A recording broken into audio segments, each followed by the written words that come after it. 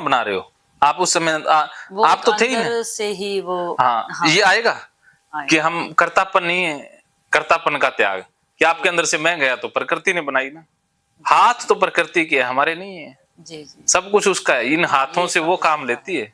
सचिन जब क्रिकेट खेलते थे, सचिन नहीं खेलते थे, प्रकृति खेलती थी। जब माइकल जैक्सन जब डांस करते हैं तो माइकल जैक्सन होते कहाँ हैं, वो तो गायब हैं, प्रकृति कर रही है अपना अलग अलग, वो प्रकृति का ही है। हाँ, तो देखो जब माइकल जैक्सन जब डांस करते तो इतना अद्भुत डांस प्रकृति करवा सकती है, इंसान के बस की बात कहाँ है जी। हैं? तो ये है असली कुदरत का कमाल कि हमारे माध्यम से फिर कुदरत काम करती है, हम करते ही नहीं, हम होते ही नहीं। अहंकार गया तो फिर कुदरत आई। जब तक अहंकार है मैं हूं तब कुदरत कहती है तू ही रह ले, मैं नहीं आऊंगी, भगवान नहीं आएंगे फिर। नहीं नहीं, भगवान अहम ईगो के पास तो हाँ, तो जब ईगो गया तो भगवान आ गया, वो कहता अब तो तेरा शरीर मेरा है तो अब मैं इससे काम लूंगा। तो फिर पता नहीं वो क्या काम ले लेता है जी। फिर वो आइंस्टीन के अंदर से आविष्कार करवा लेता है, कबीर के अंदर से दोहे भेज देता है, नानक के अंदर से साखियां और भजन भेज देता है, हरिवंश राय बच्चन जी से कविताएं उगलवा लेता है, इतनी अद्भुत कविताएं, मीरा से भजन का। तो देखो है ना। हाँ, हर किसी में अपना एक होता है। वो तब होता है जब फल की आसक्ति और कर्तापन का त्याग हो जाता है। हाँ, इन चीजों में एक और खास बात, नहीं होती। कृष्ण कर्म त्याग की बात नहीं कर रहे, कृष्ण बात कर रहे हैं फल त्याग की। हमने उल्टा समझा, हमने कर्म ही त्याग दिया। नहीं, फल त्याग की बात है। डिप्रेशन में कर्म ही तो त्यागते हैं, फल कहाँ त्यागते हैं, फल को ज्यादा पकड़ लेते हैं, फल को पकड़ लेते हैं तभी कर्म ही त्याग देते हैं। तो कृष्ण कह रहे हैं कर्मों को करो, फल त्याग दो बस। हमने उल्टे काम तो उल्टे ही करते हैं, आपस कौन से सही करते हैं। कृष्ण कहते हैं उस लड्डू गोपाल घर में रखेंगे, कृष्ण की मूर्तियां सारी दुनिया में सबसे ज्यादा, सारा कुछ कृष्ण का ही रखेंगे, कृष्ण राधे राधे मैं तो कृष्ण की भक्त हूं। जीवन में जब जीवन में कृष्ण का नाम रखने से तो कुछ ना जीवन में कृष्ण को आने नहीं देंगे। वो कहते हैं ना दिमाग में रखेंगे, दिल में कृष्ण नहीं आने देंगे।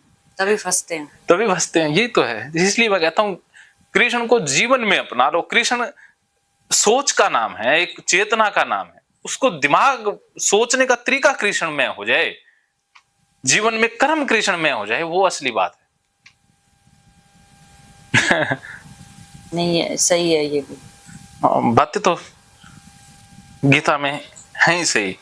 तो पाप पुण्य की बात हो गई, इससे तू समत्व योग में लग जा, यह ये कर्म बंधन से मतलब अर्थात कर्मों में फिर बंधन नहीं रहेगा, अर्थात बोझ नहीं रहेगा, फिर हमारे लिए सब कुछ आनंद ही हो जाएगा। क्योंकि समबुद्धि से युक्त ज्ञानी जन कर्मों से उत्पन्न होने वाले फल को त्याग कर जन्म रूप बंधन से मुक्त हो निर्विकार परम पद को प्राप्त हो जाते हैं। निर्विकार क्या है कि जो ऐसा आनंद जिसमें कोई विकार नहीं है, आनंद में विकार नहीं है, निर्विकार परम पद का है। परम पद का मतलब आनंद की वो अवस्था। जब हम फल त्याग करके कर्म करते हैं तो हमें जो अनुभूति होती है, अनुभव होता है, वो निर्विकार परम पद है, और उसी में कोई बंधन नहीं है, क्योंकि उससे हम पास्ट से भी छूट गए।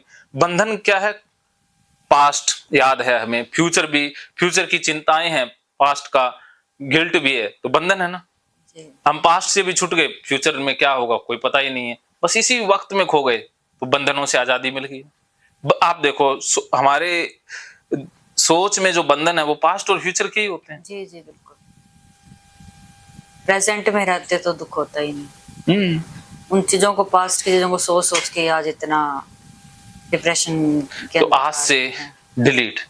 वो कहते हैं ना यज्ञ की बात आएगी, तो एक यज्ञ करना, आपने आहुति दे देनी है, उसमें कुछ ऐसी यादें, कुछ ऐसे स्क्रीनशॉट, कुछ ऐसे मैसेज जिनको आग के हवाले कर देते हैं, जिनको रिसाइकल बिन के हवाले, फिर हमेशा दिमाग से भी डिलीट, फोन से भी डिलीट। उन मैसेजों को जो आपके किसी पारिवारिक मेंबर ने भेजे, उनको डिलीट कर ही दें। जी बिल्कुल, करना ही होगा अब तो। हाँ हाँ बिल्कुल, अब उन मैसेजों की कोई कीमत नहीं है, कोई हमें कोई आसक्ति, अब कोई लालसा भी नहीं है कि किसी को कोई साक्ष्य पेश करना है, किसी को बताना है, हमें कोई मतलब नहीं। हमने उसे माफ कर दिया, उसको जीवन जीने के लिए छोड़ दिया, उसने किया वो उसका कर्म, उसके कर्मों की सजा उसे ही भुगतने दें, उसके कर्मों की सजा अब खुद नहीं भुगतनी। तो आज से ऐसी कुछ मेमोरी हैं आपके पास, उनको आप नष्ट कर लो। राइट? जी जी। क्या समझे? जो पास्ट की मेमोरीज है जिनकी वजह से आज हम दुखी हो रहे हैं, उनको सोच सोच के उनको अपने माइंड से ही हटा दें, डिलीट माइंड से कर हटा दें। दो, और कुछ जो मैसेज आप बता रही थी कि मेरे पास हाँ, है, फोन वगैरह में जो भी होता है वो कर दें उनको। डिलीट कर दें। उनकी कोई जरूरत नहीं है। नहीं है, वो कचरा है। उसको जितना जल्दी हम डिलीट कर देंगे, मुक्त हो जाएंगे। समझ से जबरदस्ती तो अब हो ही नहीं रही, अब तो समझ गए आप। क्योंकि आपको पता लग गया ना कि ये वेस्ट ही है, अब वेस्ट है। पहले तो लगता था कि कभी वक्त आएगा हम हाँ, अपने आप होता को था साबित कभी, हाँ, करना पड़ जाए। करना पड़ जाए, लेकिन अब करने की भी इच्छा नहीं है। इच्छा नहीं है, अब लालसा ही नहीं है। अब किसी को नीचा दिखाना भी नहीं बचा, सब कुछ नहीं नहीं। छोड़ दिया, अब न्यूट्रल हो गए।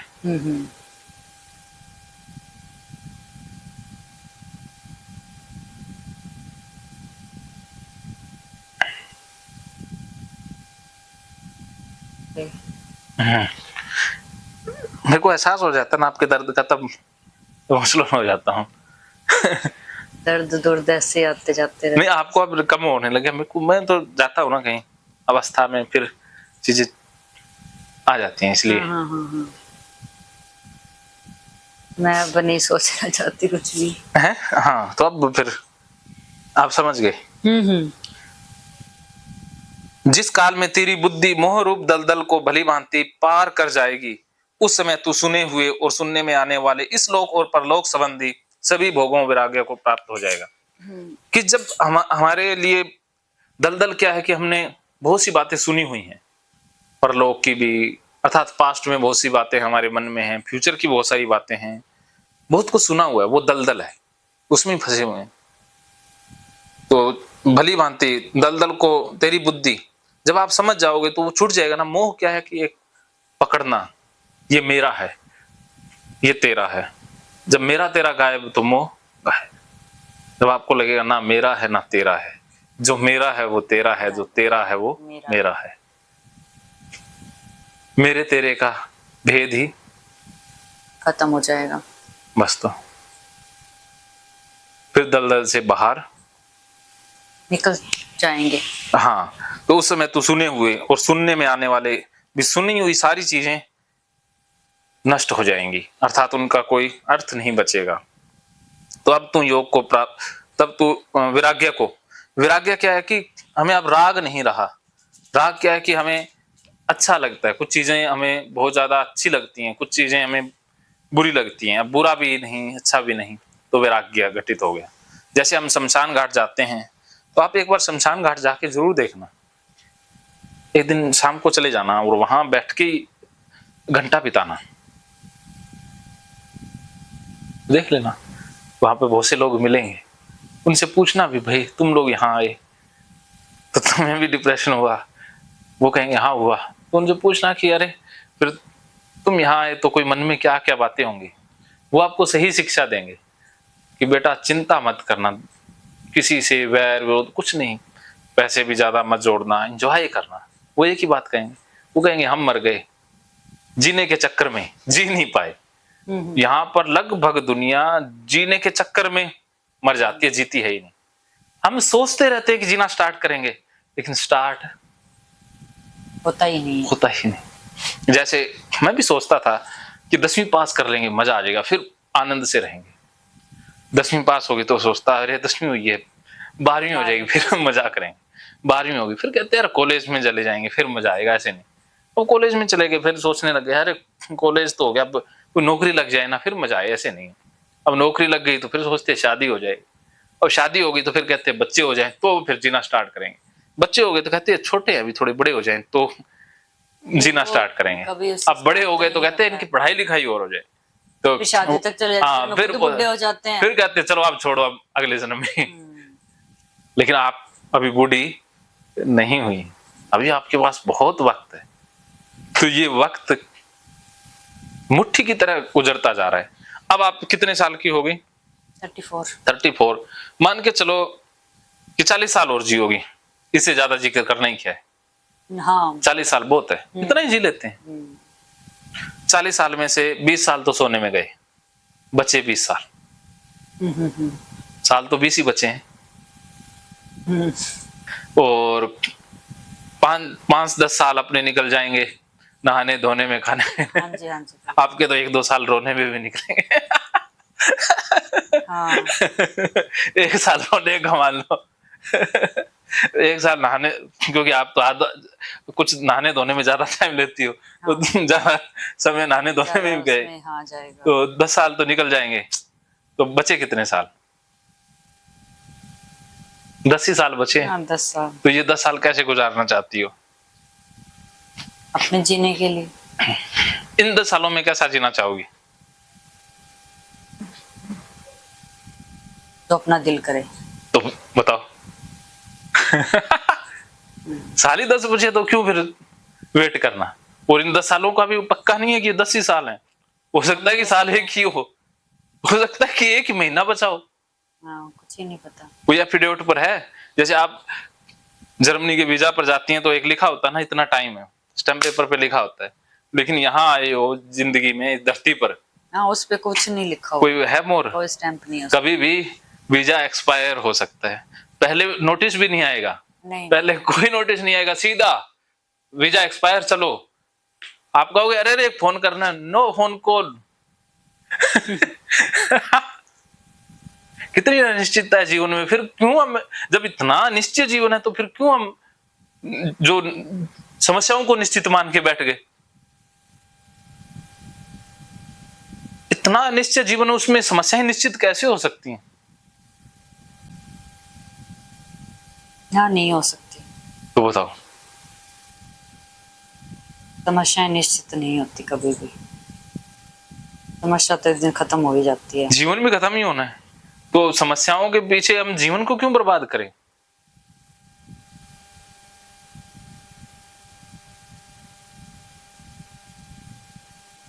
तो कब से जीना स्टार्ट करना है? बस जीना शुरू कर दिया है मैंने तो। कर दिया ना? हाँ, हाँ। तो बस मिठाई इसी का ही परिचायक थी, क्या आपने मुंह मीठा करवा दिया तो आपने जीना स्टार्ट कर दिया। बिल्कुल। बदल गए। धीरे धीरे सभी बदल जाएगा। आपने फास्ट बदलना है। हाँ, मेरा तो फास्ट ही है। हाँ। समझ गई मैं, जिंदगी से जुड़ी सारे रिलेटेड चीजें मुझे समझ में आ चुकी है। हाँ आ गई, अब और भी आएंगे, अभी तो कुछ चीजें और अपन डिस्कस करेंगे, क्योंकि पता नहीं कब कौन सी चीज नई समझ में आ जाए। ये तो है। हाँ, तो 1 घंटा शमशान घाट में जरूर बिताया जाना। बिताएंगे सर, कोई दिक्कत नहीं। वहां पर क्या फिर जाओगे तब अलग दशा होगी, आओगे तब इतना शांति में होगा, उसमें विकार, जो ईगो है वो डाउन हो चुका होगा, खाली हो जाओगे। हाँ, क्योंकि वही अंतिम यात्रा है। हाँ, तो उसको सोच के भी कुछ लोगों को डर लगता है, लेकिन हमारे लिए वो मरने के बाद ही जीवन आ सकता है, क्योंकि मुक्त तो तभी होंगे ना मर के, लेकिन हमने मर ही जाना है। लेकिन वो मरना नहीं है शरीर से, हमने जो आज तक का जीवन था उसे मार देना है, फिर जीना स्टार्ट करना है। मान ही लेते हैं कि हम मर चुके हैं, अब जीना स्टार्ट है, इसी जन्म में दोबारा जीना है, अब इसी शरीर से दोबारा जीना है अब।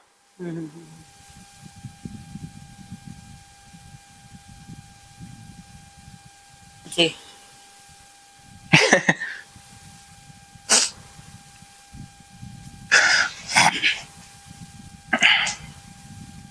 आज कुछ ज्यादा ही प्रवचन चल गए। आज आप कह रहे थे कल का, क्योंकि आपके मुझे ये एक्सप्रेशन लगता है मैं बहुत ज्यादा बोल जाती हूँ, फिर मुझे ऐसा लगता है थोड़ा कम बोलना चाहिए। नहीं नहीं, ऐसा नहीं है, आप बहुत अच्छा बोलते हो। देखो, मैंने इतने लोगों को हैंडल किया होगा, उन सब में आप अलग हैं, और आपका बोलना, एक्सप्रेशन सब कुछ अलग है। ये तो सर आप सुनते हो इसलिए आपको ज्यादा पता लगता होगा। हाँ। मैं तो हमेशा से ऐसा करती हूँ, 2 चीजें हमें खुद को फील नहीं होती। इसमें एक में 2 लीड है, 2 टाइप के चार्जर है ना। ये उसके हैं माइक के।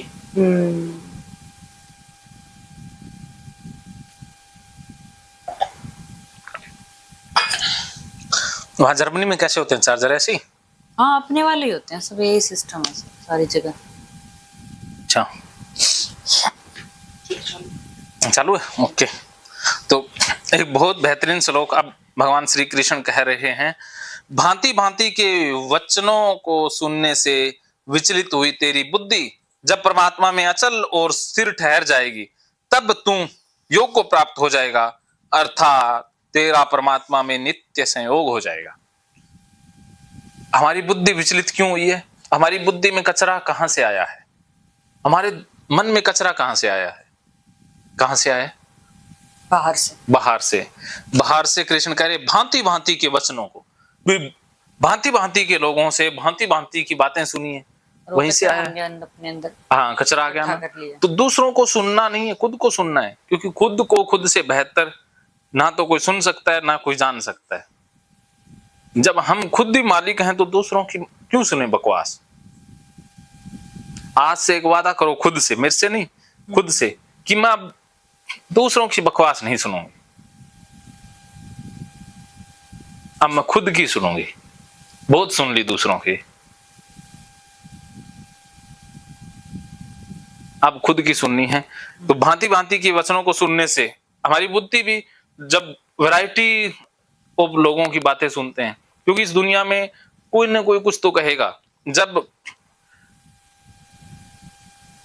ये स्टीम वोट क्या था, स्टीम इंजन का आविष्कार हुआ था, तब लोग कहते कि ये रुकेगा ही नहीं, ये तो मार देगा।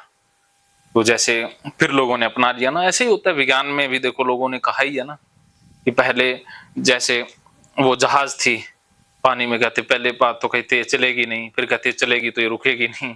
तो लोग तो ऐसे ही विरोध करते रहे ना। तो लोगों ने कभी एकदम से किसी चीज को स्वीकार करते ही नहीं है, कोई भी हो। जैसे एक बार एक बाप और बेटा गधा लेकर के जा रहे थे, अब जा रहे हैं तो दोनों पैदल चल रहे हैं, गधा भी पैदल चल रहा है। तो फिर एक सज्जन व्यक्ति मिले, कहते कितना मूर्ख बाप है, गधा पास में और बेटे को पैदल चला रहा है। तो उसने बाप ने उस सज्जन की बात मान ली और बेटे को ऊपर चढ़ा दिया। अब थोड़ी दूर चले कि एक और व्यक्ति मिला, वो कहता कितना मूर्ख बेटा है, बाप पैदल चल रहा है और खुद गधे पर बैठा है। तो बाप बेटों ने दोनों ने उसकी भी बात मान ली, अब दोनों ही बैठ गए गधे के ऊपर।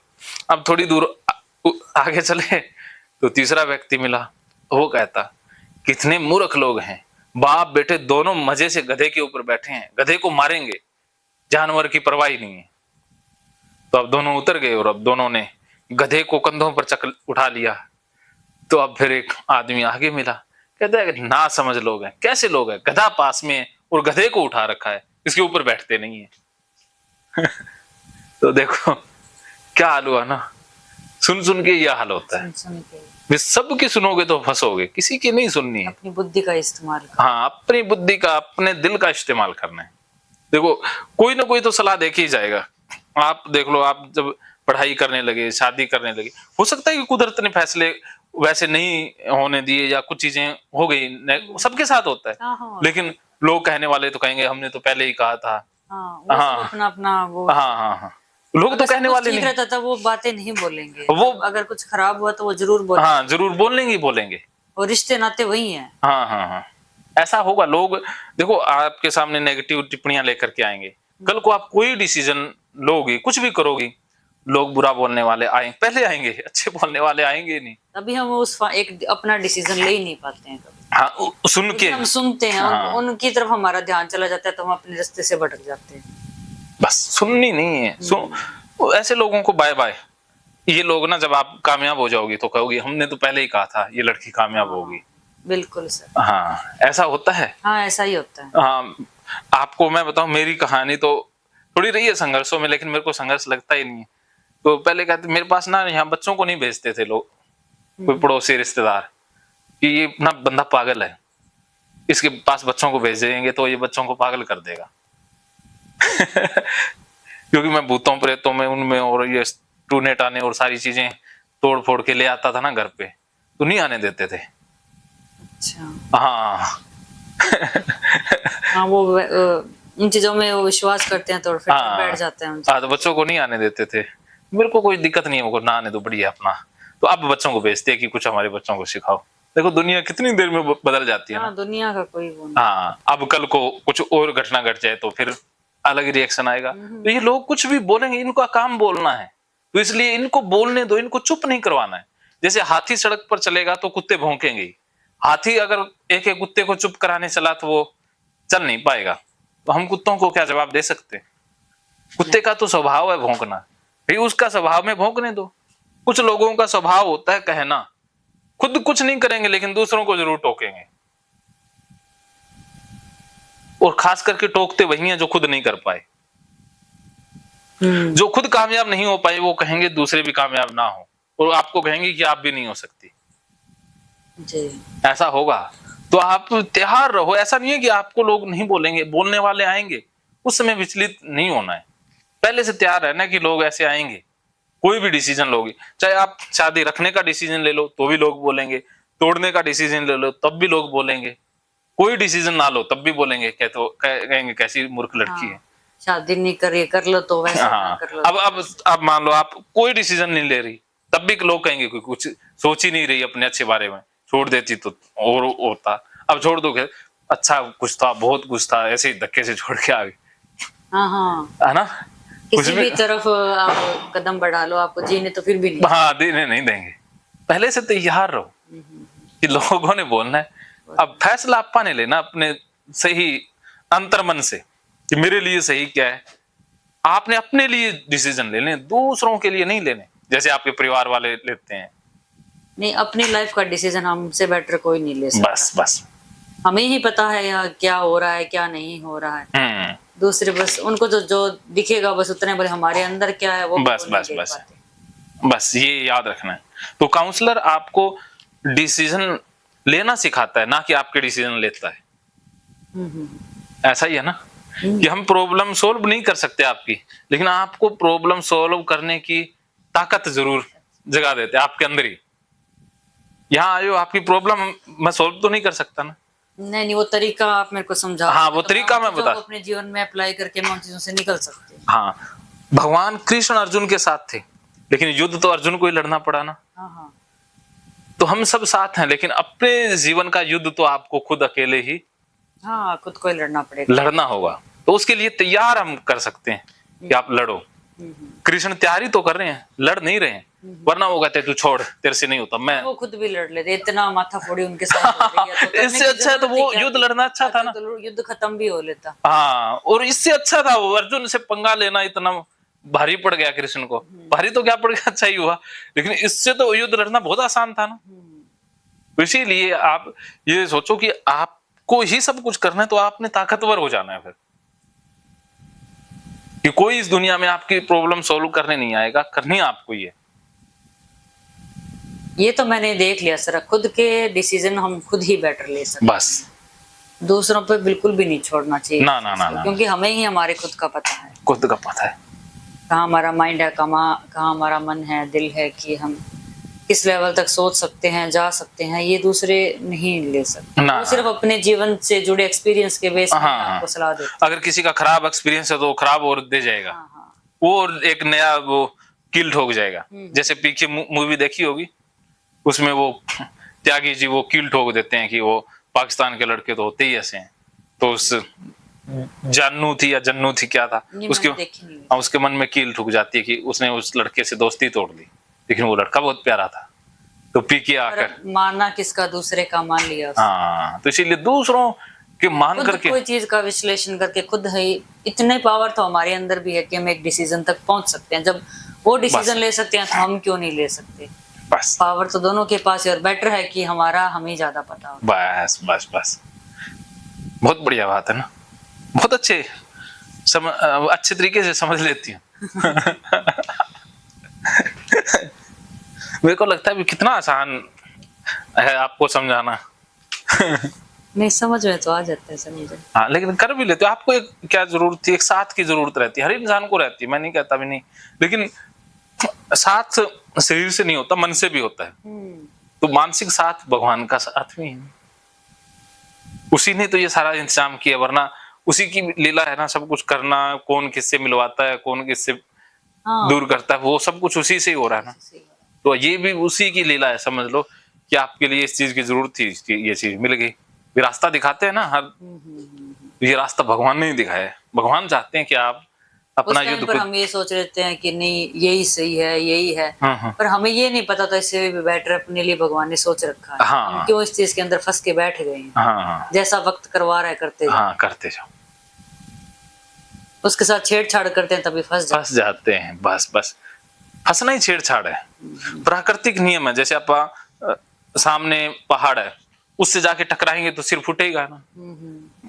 अच्छा है कि साइड से चलें। तो हमने भी कोई जिंदगी के जो सिद्धांत थे उनसे छेड़छाड़ की है, हाँ की है, तभी तो फंस गए ना। तो गीता में वो सिद्धांतों की बात कर रहे हैं कि यहाँ ऐसे चलोगे तो ठीक रहोगे, ऐसे दूसरी तरीके से चलोगे तो फंस जाओगे। जी बिल्कुल। सड़क पर चलते हैं तो एक नियम फॉलो करते हैं ना आप, लेफ्ट राइट चलना हाँ है, तो ऐसे ही जिंदगी में भी तो नियम होने चाहिए ना।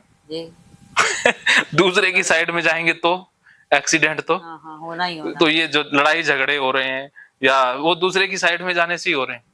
अब दुर्योधन अपना धन छोड़ के पांडवों के धन के पीछे पड़ा तो महाभारत हुआ ना, है ना। वो अपने राज्य में संतुष्ट रहता ना, द्रौपदी की लालसा करता ना, इंद्रप्रस्थ की लालसा करता तो युद्ध होता नहीं नहीं। तो हम भी तो दूसरे के भी वो समझे, अपना छोड़ करके उसकी साइड में चले गए ना, उसके माइंड में चले गए तो गड़बड़ हो गई। बस समझ में आ गई, आपको समझ में सारी चीजें आ गई हैं वैसे, लेकिन अलग अलग एंगल अब आप जान रहे हैं भी ऐसे ऐसे। हाँ वो फिर पक्की गहरी हो जाएगी ना, बार बार उसी पे बात होते होते होते वो चीज पूरी पक्की बैठ जाएगी, फिर आपके अंदर से एकदम हो जाएगा कि एकदम ओके है। वैसे हो गया है लेकिन हाँ एक रिपीटेशन, हाँ रिपीटेशन जरूरी है जिंदगी में, जरूरी है, क्योंकि आप रिपीटेशन से सीखते हैं ना। हाँ, आदत में भी होती तभी आती है, हाँ बार बार करते हैं, बार बार एक बार करने से आदत नहीं बनती ना, चाहे बुरी हो चाहे अच्छी हो, वो तो कोई भी। हाँ बार बार करके ही सीखते हैं ना। हाथ धोना भी तो हमने बार बार ही किया है, तभी तो ओसीडी हुई बन गई वो। हाँ तो अब बार बार उससे दूर रहेंगे या बार बार ये चीजें करेंगे तो दूर हो जाएंगे। तो ओसीडी से छूटने के लिए, डिप्रेशन से छूटने के लिए दूसरी आदत अपनानी है, वो भी बार बार कुछ दिन करनी पड़ेगी, फिर वो स्वाभाविक हो जाएगी। तो ये देखिए बहुत बेहतरीन श्लोक रहा, कृष्ण ने हमारी बातें बता दी हैं और कि हमने वो छोड़ देनी है बातें सारी डिलीट। अर्जुन बोले हे केशव समाधि में स्थित परमात्मा को प्राप्त। अब अर्जुन बोल खड़ा हुआ है, कृष्ण ने काफी ज्ञान की बातें बता दी हैं, कर्म की बातें। तो अब अर्जुन महाराज पहली बार बोले हैं, अर्जुन ने बोला पहले लेकिन बताने के लिए, पूछने के लिए नहीं, बता ही रहा था। हाँ ऐसे हो जाएगा, हाँ ऐसे होगा, वैसे करेंगे, वैसे करो, ये वो, मैं ऐसे नहीं करूंगा, बता ही रहा था। पूछने की उसके अंदर कोई लालसा नहीं थी, लेकिन अब काफी चीजें सुन ली हैं, समझ में कुछ भी नहीं आया लेकिन फिर भी पूछ लिया। अब अर्जुन को कितना समझ में आया ये तो उसके सवाल से ही पता लग जाता है ना। हाँ। जो इंसान सवाल पूछता है उससे उसकी बुद्धि का पता ही तो चलता है, जिस लेवल पर वो बात करेगा। हाँ तो जो कम बुद्धि वाला होगा कम बुद्धि की बात करेगा ना, ज्यादा ऊंची बात तो उससे हो ही नहीं पाएगी क्योंकि उसकी बुद्धि में नहीं है वो। हाँ तो अर्जुन की बुद्धि में क्या आया वो देखिए। अर्जुन बोले हे केशव समाधि में स्थित परमात्मा को प्राप्त हुए स्थिर बुद्धि पुरुष का क्या लक्षण है। स्थिर बुद्धि पुरुष कैसे बोलता है, कैसे बैठता है और कैसे चलता है। अब अर्जुन सुन तो रहा है लेकिन अर्जुन का दिमाग तो सुनने में है नहीं, तो अब अर्जुन को इतना पता लग गया कि कृष्ण ना ये स्थिर बुद्धि स्थिर स्थिर लगे हुए हैं बहुत देर से, तो अब और तो उसके पल्ले पड़ा नहीं, उसकी इतनी बातें पल्ले पड़ गई कि ये स्थिर बुद्धि कुछ होता है।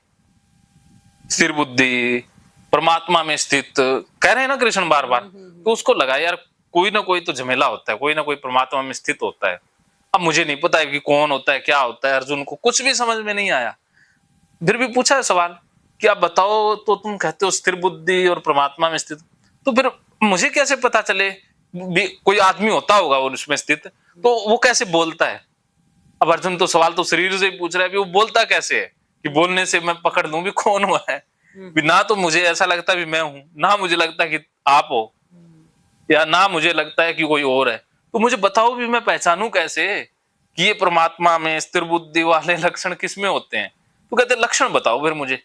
अब अर्जुन ने सवाल ही अलग ही पूछा है ना, बहुत निम्न श्रेणी का सवाल पूछा है कि शरीर से कैसे स्थिर बुद्धि पुरुष का क्या लक्षण है, स्थिर बुद्धि पुरुष कैसे बोलता है, कि बोलता कैसे है, कि बोलना भी शायद उसका अलग ही होता होगा ना।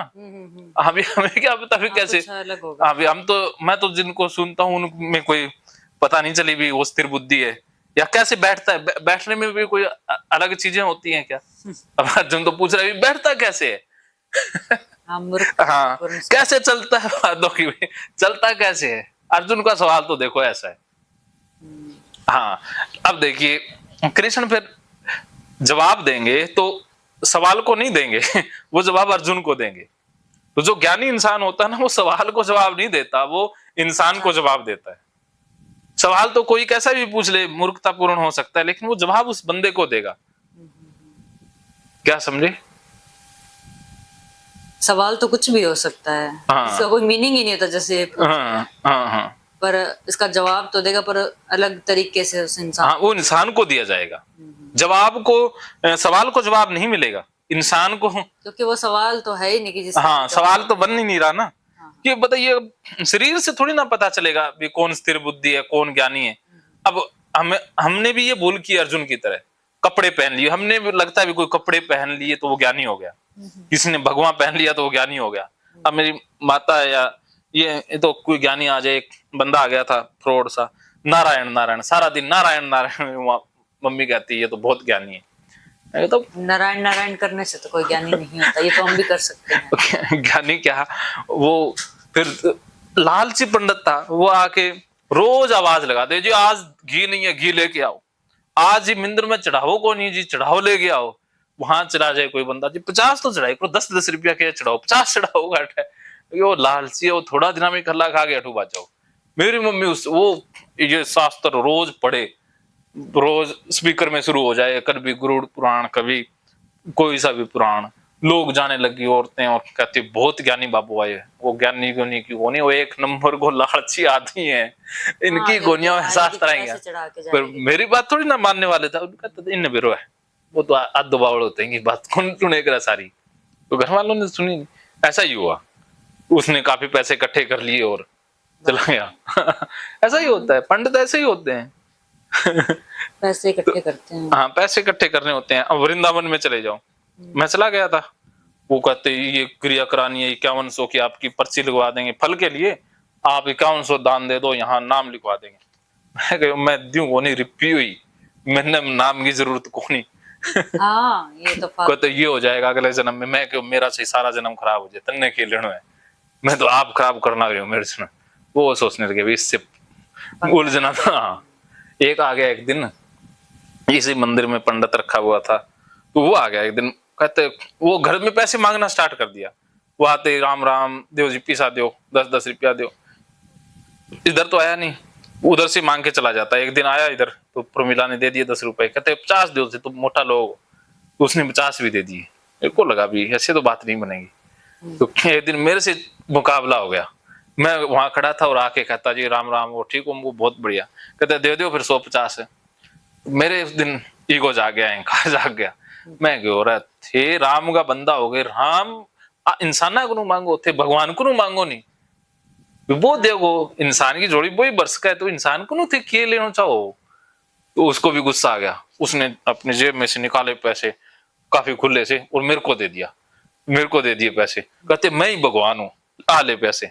मैंने ले लिए, मुझको ठीक है भी दे दो, बढ़िया अपन तो पैसा मिलने लग रहा है। हाँ। मैंने जेब में डाल ली, वो और गुस्से में आ गया, उसको लगा भी ये माफी मांगेगा, गलती हो गई। हाँ। मैंने जेब में डाल लिए, फिर वो उसको कहता ये तो अन्याय हो गया, पाप लगेगा, श्राप लगेगा। मेरे को लागना दो, पीसा आ गया अपने, अब अपने की लागू चाहिए। वो भाग गया। फिर एक दिन मेरे को मिल गया, नहर पे नहाने गया था, कहते अगले जन्म में देने पड़ेंगे। मैं करोड़ दो, तेला 200 रुपया सब कौन दियो। फिर कहा तुम आदमी बड़ो तेज है, मेरे तेज तो आज की कौन है।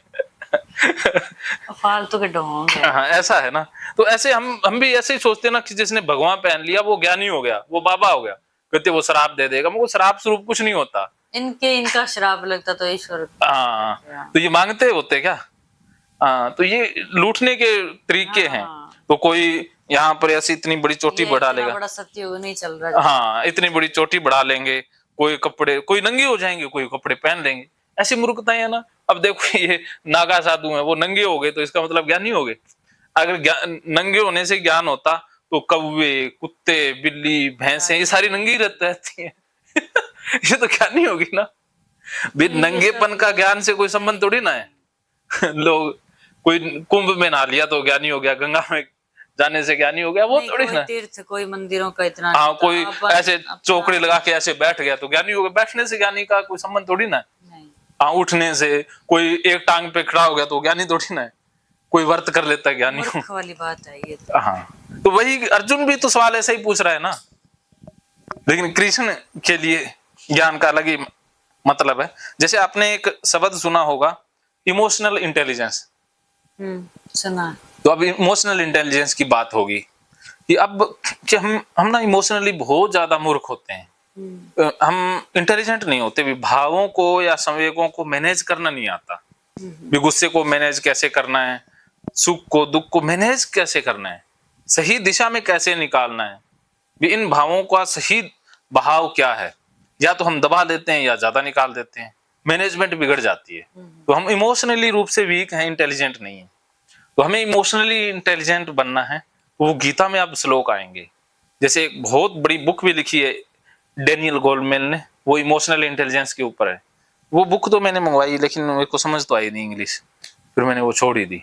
हिंदी वर्जन नहीं निकाला हुआ? हिंदी वर्जन नहीं, इतनी बड़ी बुक है वो, हिंदी वर्जन फिर किसी ने, वो टेक्निकल सी भाषा है तो नहीं। हाँ वो बुक, हाँ ऐसे फिर तो मैंने सोचा मैं पढ़ लूंगा, लेकिन मेरे को इंग्लिश कहाँ आती है, फिर इंटरेस्ट सा नहीं बना।